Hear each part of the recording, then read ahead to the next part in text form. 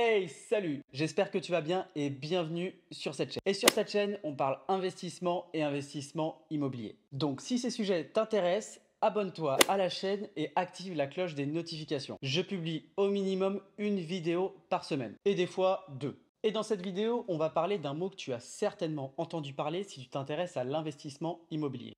C'est le cash flow.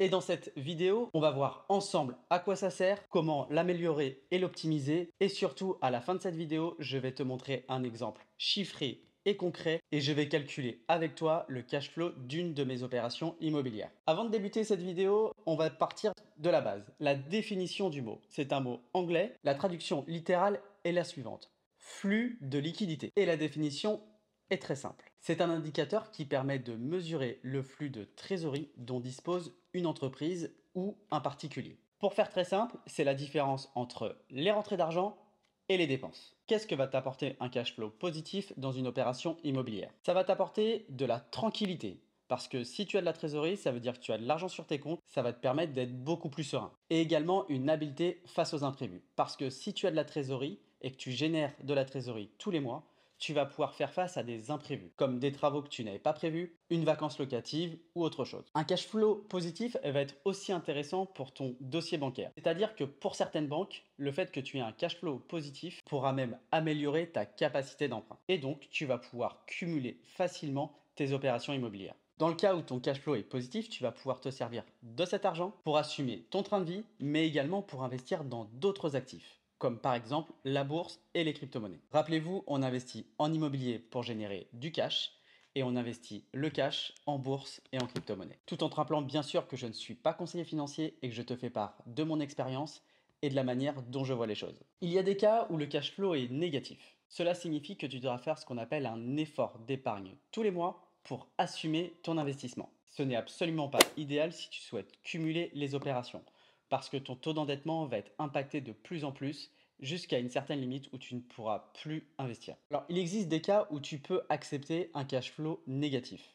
Ils sont relativement rares. Si tu penses qu'il y a un très fort potentiel de plus-value à la revente et que tu souhaites vendre ce bien à court ou moyen terme, là, tu peux te permettre d'avoir un effort d'épargne parce que ta stratégie est claire, nette et précise et que c'est un investissement que tu vas faire sur du court ou moyen terme. Sinon, un cash flow négatif, c'est quelque chose que je te déconseille fortement. Si tu souhaites bien sûr avoir une dynamique d'investisseur et pouvoir cumuler les opérations. Alors maintenant, je vais te donner quelques astuces pour améliorer ton cash flow. Parce que tu l'as compris, c'est quand même un élément très important de l'investissement immobilier. Pour améliorer ton cash flow, je te conseille 4 méthodes. Première chose, il faut que tu trouves un bien extrêmement rentable. C'est-à-dire que tu vas devoir améliorer et optimiser tes rentrées d'argent. Plus ton bien sera rentable, plus ton cash flow sera important. Ensuite, allonge au maximum la durée de ton emprunt bancaire. Plus tu vas réduire ta mensualité et moins tu impacteras ton cash flow. Donc n'hésite pas de demander à ta banque un financement au moins sur 25 ans. Car comme me disait un formateur quand j'étais en immobilier, Yann Simon du groupe V2I,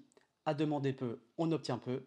À demander beaucoup, on est surpris du résultat qu'on peut obtenir. Et puisqu'on est dans la partie bancaire, essaye de négocier au maximum un différé. Un différé, c'est que tu négocies avec ta banque de ne commencer à amortir ton prêt qu'au bout de 2 ou 3 ans après l'avoir démarré. C'est une période pendant laquelle tu vas pouvoir optimiser à fond ton cash flow et te servir de cette trésorerie pour investir dans d'autres actifs ou voir t'en servir comme apport dans une nouvelle opération immobilière. Et la quatrième astuce pour optimiser ton cash flow, choisis la bonne fiscalité. En choisissant la bonne fiscalité, ça va te permettre que l'imposition impacte le moins possible ta rentabilité et donc ton cash flow. Et quoi de mieux qu'un exemple concret sur une de mes opérations immobilières? Allez, on file sur l'ordinateur, on va calculer ensemble le cash flow.